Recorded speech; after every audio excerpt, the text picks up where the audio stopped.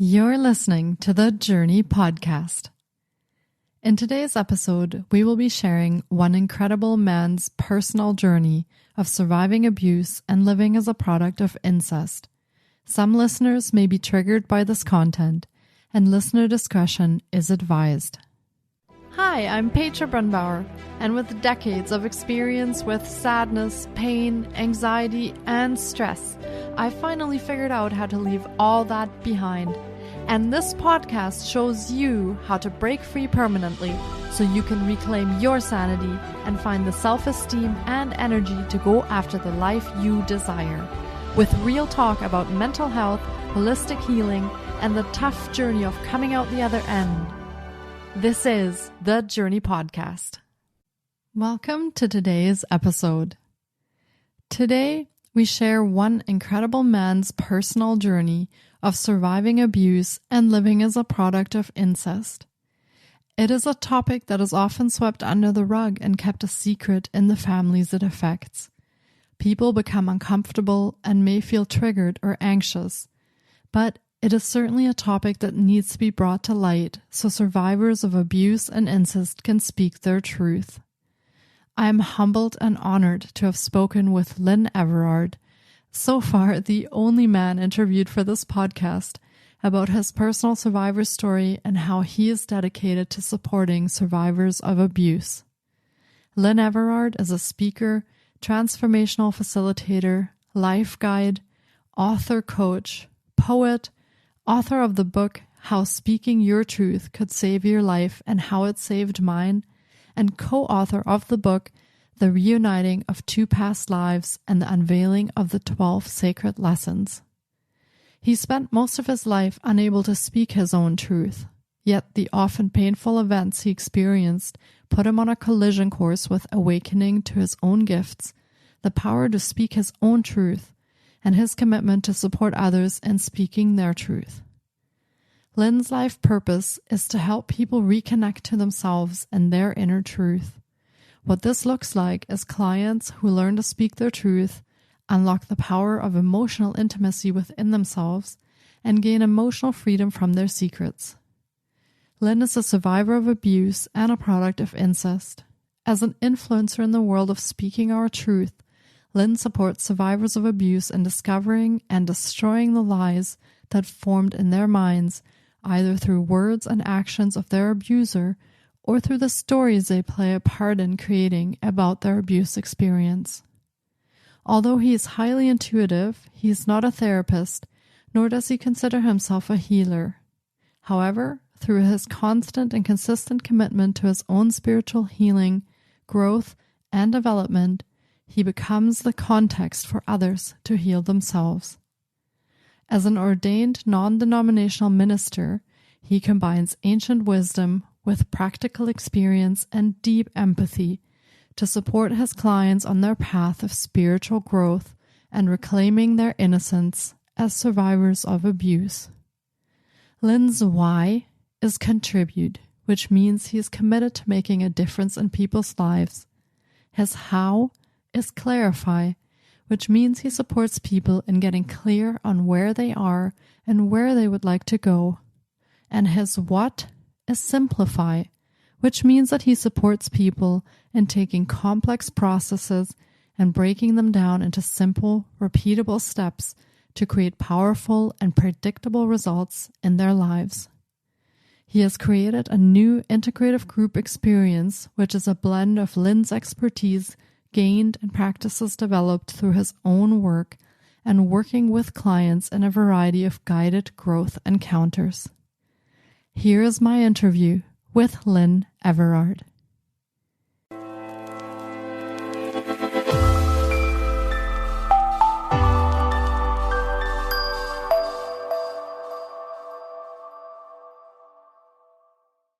Hi, Lynn. I'm so grateful to have you on the podcast today, and you will be sharing such a powerful story today and the amazing work that you do. Welcome to the podcast. Well, thank you very much, Petra. I'm delighted to be here and delighted to share my story and really, hope that it will inspire people and help them know that they're definitely not alone. Yes, absolutely. And so tell us about yourself and your story a little bit to start with. Well, sure. So I am a product of incest. My father sexually abused at least 3 of my 4 sisters. He got the youngest one pregnant, and I'm her son. Now, this took place a very long time ago. In fact, my father's actually been dead for over 50 years. But he had such a hold on the family that I was the secret of the family. Everybody knew the secret except for me. And it took me many, many years of my life to really be sure of who I was, who my father was, who my mother was, and that I was truly a part of the family that I grew up in. And that created a lot of doubt in me. And it also created this really deep desire to seek out the truth. That led me to write a book called How Speaking Your Truth Could Save Your Life and how it saved mine. And I really got deep in the area of why do we lie? Obviously, we have fears, we want to protect ourselves, but sometimes it goes deeper than that. But it was just fascinating to me to dive into this subject area, especially the area of secrets. As a survivor of abuse, we almost have an unwritten agreement with our abusers that says that we will keep the secret. In my family's case, my father told all of his daughters that if they ever said anything to anyone, he would kill them and he would kill their mother. And so that fear that he instilled in the family lasted decades after he had passed on. And so one of the things that people don't talk about a whole lot is secrets. The secrets are so powerful because we believe we have to keep them. There's actually information that carrying a secret for yourself or someone else can actually create disease within the body. Wow. And we don't realize that. So that always fascinated me. But the secrets part itself was, as I was writing my book, I was looking around and saying, well, where can I find more information on secrets? And then I realized that even talking about secrets was a secret in many cases because we had created such a powerful, unwritten law about secrets in our world. And it's fascinating to me, especially right now, because there's so many secrets in our world that are starting to be revealed. Things that maybe we suspected or thought might happen. And then we're also discovering secrets within our own families. And, where the survivor of abuse, I know one person who was abused by her father from age 10 to 17. And when she finally worked up the courage to share it with the rest of her family, they accused her of dishonoring her family. Not him, who actually committed the abuse, but her, the one who told the secret. Wow. And so secrets are so powerful, but secrets themselves have a secret. And the secret about secrets is that when we tell our secret to someone we trust, we take away a little of its power. And the more we tell the secret to trusted people, the more power we take away from it to the point where it doesn't have the same power, it doesn't control us, it doesn't create that disease within us. And we then begin to be able to live the kind of life that we want to live, free of carrying the weight of the secret. Mm-hmm. Wow, thank you so much for sharing that with us. That is a very powerful story that you have lived through. And being the secret yourself is also not a very easy position to be in because those secrets keep you where you are and they keep you as the secret. So what would you say is the main thing about secrets that concerns you? What concerns me is that we seem to have this unwritten law, this agreement across millions and billions of people that certainly the abuser doesn't want this truth to come out because they're the one who did it. and they want to be free to continue to do whatever they want to do. But the person who's been abused, the secret is so damaging to them because it actually allows the abuser to have a level of control over them. Mm-hmm. And they maintain that level of control because inside the mind of the abused person is this belief that, well, if I tell the secret, then I'm going to be shamed and I'm going to be embarrassed because, I let this happen. The problem with that thinking, though, is that, yes, we allow it to happen, but it happens so slowly. It's, if you've heard the idea of the boiling the frog, right? If you throw a frog into a pot of hot water, it'll jump out. But if you put the frog into cold water and then slowly turn up the temperature, the frog will die and not even try to escape from the water. Mm-hmm. So I use that analogy to say this is where we are as survivors of abuse, that we don't want to share the secret because we're afraid of how people will view us, that they will view us as being weak or some other negative adjective or negative idea that we're not the people we want to be. Mm-hmm. And the only way to free ourselves from the secret is actually to start sharing it. It's scary at first. It really is scary. And there's some work I'm doing with survivors of abuse where, because I have a background in publishing and I'm a published author, I'm working on a book project that'll, I believe, will come out sometime late next year, where I am interviewing survivors of abuse and then taking their story and wiping anything from it that would identify who they are. Mm-hmm. And then we'll be putting those stories into a book called Survivor Stories that I'm doing in conjunction with a nonprofit organization of survivors supporting survivors. And this will be a way to draw attention to the abuse without drawing attention to the abused person. Mm-hmm. Wow, that's amazing. That's a wonderful, wonderful project that you're doing. And you spoke a little bit to the power that secrets hold by obviously keeping survivors where they are because they're afraid to talk about the secrets. So when you finally talk about the secrets and you bring all that to the surface, what does it mean to you to speak your truth? So for me, because nobody would tell me in my family, no one would tell me who I was. I literally had to search. I finally had an older brother and his wife who supported me in that process. But I grew up knowing my real mother, but I never found out she was my real mother until very late in my life. And so I grew up believing that my grandmother, who legally adopted me, was my real mother. And 3 days after she passed away, in a conversation with a neighbor, the neighbor said, "I'm so sorry to hear about your grandmother." And I'm thinking to myself, grandmother? I don't have a grandmother. But she knew the secret because everybody apparently in town knew the secret except for me.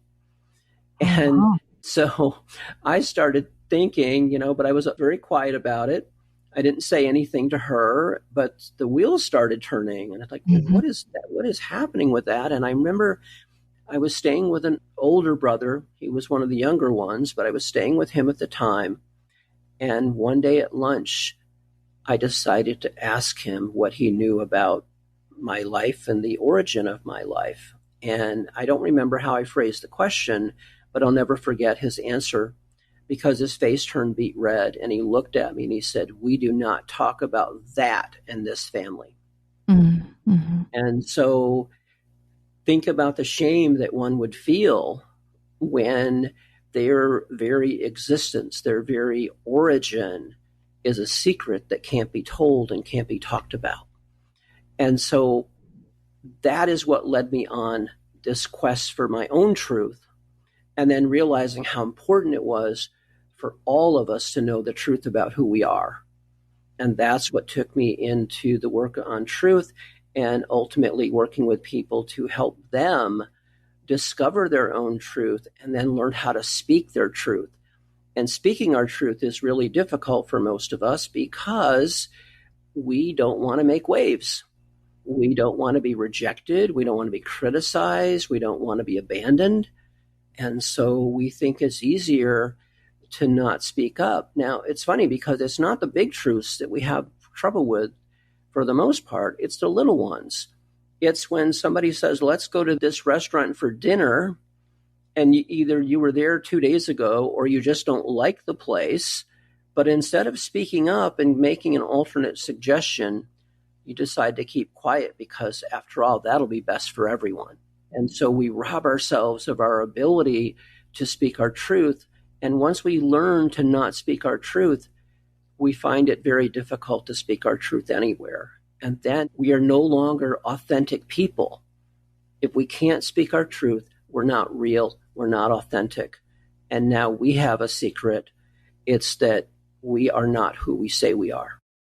And I imagine it's that search for the truth also that led you to really wanting to find your own identity so that you could be authentic, you could find your authentic self and live that. So speaking your truth has become part of what you do, in a sense, by writing the book and by the programs that you create. So thank you so much for sharing that. I find that really, really important that you touch on that. Now, when we spoke previously, you shared some very interesting thoughts about the source of abuse by men. Can you share some of those with our listeners? Yeah, absolutely. As men and women, whoever we are, however we identify, we all have aspects of masculine and feminine within us. And a lot of men have such a hard time accepting this possibility that there's something feminine within them. They rebel against it and they say, that's not possible. I'm a man. I can't have feminine aspects within me. And so they really fight against it. And the more that they fight against it within themselves, the more that they are going to project that fear and that need for control and that need for conquest out onto the physical representation of the feminine aspect, which is a woman, women in general. And so as men, we are socialized into believing that if we don't understand something or if we don't find it within ourselves, it is in some way our enemy. And we must always defeat our enemy. That's what the whole military thing is all about, is finding an enemy and defeating them. And if you don't do that, then you're not successful as a military person. So I believe that there are a lot of men who, if they only could understand that having a feminine aspect does not make them feminine, it does not make them a woman, it does not endanger their masculinity, that if men understood that, then the incidence of men abusing women would go way down. Oh, and that's really powerful that as a man you say that, because you've obviously dealt with your feminine aspect and your story as well. So that is really interesting how your thoughts come about the source of abuse by men. Thank you so much for sharing that. Yeah, one more thing I'll add to that is that as growing up as a product of incest, I carried my father's guilt and my birth mother's shame. And when I reached a point in my life where it was time to do some healing work on myself, or call it self-transformation, I realized that I had to heal a wounded feminine part of myself and a wounded masculine part of myself. Mm-hmm. And in that process of healing both of them, I was able to reach a place where I began to be able to integrate them and balance them and harmonize them, to the point now where when I work with women one-on-one, I can identify which energy they're coming from. Because one of the things that's happened in our world is that, and there's so many people who have experienced abuse, and I say survivors of abuse because I don't want to label anyone as a victim. because being a victim doesn't give us hope for the future. But Exactly. there are so many people, in this case, I'm going to say women, who, in order to protect themselves from this not happening again, they go more deeply into their own masculine energy. And they put up what many people call a masculine shield. And that shield is designed to keep the pain out. It's designed to prevent being hurt again. But it's like putting up a wall that says, I'm going to keep all the pain out and I want the love to come in. But the wall doesn't know any better. The wall is just a wall. And what people don't realize is that the pain is already inside the wall. The pain is already within you. So the only thing putting up that wall really does is keep out the love. And love is what we all desire because it is the true nature of who we are. And if we don't allow love to come into our lives, we're denying our very essence. Wow. Yes. Thank you so much for talking about that. And that is one of the things that comes up with even trauma survivors, and that is that afterwards they feel like there's that wall that needs to shield them, and it takes a lot of work to break that back down and to open back up. And so in light of that, and in light of your own story and your life, how do you look at forgiveness? What are your thoughts on that? And how does that tie into your story and also possibly the story of other abuse survivors? So it took me a long time. I was preparing to staff or support actually a weekend program for men called the Masculine Journey. And the person who was heading it up that time around asked us all to spend half a day really in silence and away from social media, away from technology, away from everything. And it was during that day, 50 years after my father had passed away, that I finally forgave him. And once that happened, the most beautiful thing occurred, and that was that as I'm an author coach or writing coach, so I work with people to help them write their books or write their memoirs. And in this case, the son of a 93-year-old man reached out to me, said he found me on the internet. I don't know how. And I spent 6 months working with this man, helping him complete his memoir. And what happened on that day where I forgave my father, see, I'd spent most of my life, I didn't know who I wanted to be. I didn't know who I was. I just knew who I didn't want to be. And that day freed me from focusing on who I didn't want to be to beginning to ask myself questions about who do I want to be? Who am I? Mm-hmm. And I asked my father, I said, send me something about you that I can emulate. And when that client showed up, I spent every Tuesday afternoon with him for 6 months, completing work on his memoir. And if you've heard of the book Tuesdays with Maury, this was kind of like Tuesdays with Len. And yes. It was such a beautiful experience. And I know for certain that that was the gift, that somehow my father was involved in Len coming into my life and being the father. He had 4 boys, and he was, in some aspects, the father that I never had. And so it was a beautiful experience to be able to do that with him.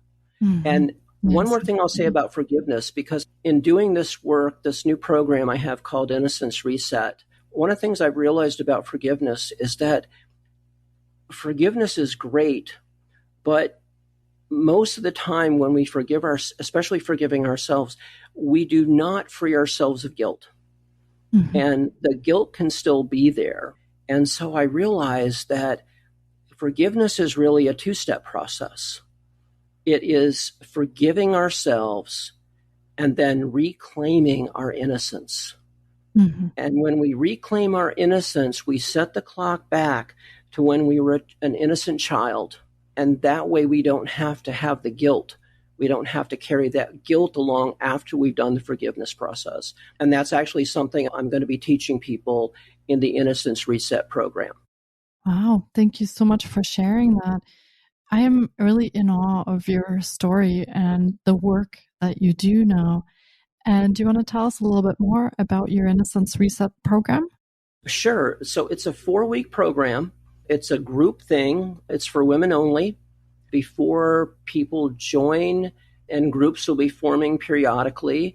But before a woman joins, it's important that I have a conversation with her to be sure that she has progressed far enough in her own healing so that this is a logical next step for her. I'm not a therapist, and so a therapist friend of mine gave me 4 things to look for or to use in a screening process. But if someone is ready, then they come into the program, and the program is 4 weeks. There are 2 other 4-week programs after that, which people can do when they're ready.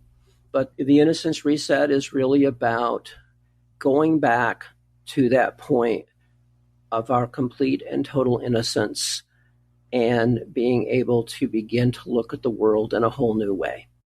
Yes. Oh, that sounds fantastic. And is this a program that women can work with you online, or they have to be with you in person? No, this is online, and it's a 4-week program. And part of what I'm also doing is each woman who participates will receive a free one-on-one session with me. Again, this will be online, and that way they can decide if they want to work one-on-one with me after that part of the program is done. And basically what I'm doing is I'm doing the things that therapists don't do, but I'm not replacing the therapist. It's important that women go through their own process. And I just want to be sure, because if they haven't done the work that they need to do up to that point, they really won't be ready for what I'm offering them. And then they'll be kind of stuck back there and feeling confused and feeling not ready because they really haven't got themselves to the point where they can really take this on. Mm-hmm. Yeah, that makes sense. And so you will be speaking with them before they sign up for the program to figure that out, right? Absolutely, yes. Yes, a very important part of the process. Some people will like the group setting and some may not. And I can do the work one-on-one as well, but I find that the women in the group can support each other as well. Yes, absolutely. And create new friendships, and you just never know what can happen when you affiliate yourself with people who share something in common with you. Yes. Yes, that community can be very, very healing just by sharing and by having the support from other women. So that is great. And as Lynn mentioned before, he has also written a book called How Speaking Your Truth Could Save Your Life and How It Saved Mine. And you can find it on Amazon. And Lynn even has a chapter available on his site for a preview. And we will be linking to all of Lynn's offerings and his programs and the Innocence Reset program in our show notes, so you can connect with him directly if you'd like to work with him. Well, thank you so much for joining me for this episode, Lynn. I hope our listeners have connected with your story as I have, and also appreciate the truth, the hope, and the support that you offer. And you are truly a light in the darkness, and thank you so much for the work you do. And thank you for taking the time to speak with me today. Thank you so much, Petra. It's been my pleasure and my honor. And if just one woman feels better about herself and more optimistic about her journey, then it's all worth it. Yes, absolutely. I so agree with that. So thank you so much, Lynn, and take care. Thank you so much. Thank you so much for taking time out of your day to listen in. If you enjoy the Journey podcast, please subscribe, share on social media, and leave us a review. And be sure to get your copy of our brand new ebook called Break Free. Sending you love and courage, and see you next week. Until then, you can find us on Facebook, Instagram, and the Journey blog.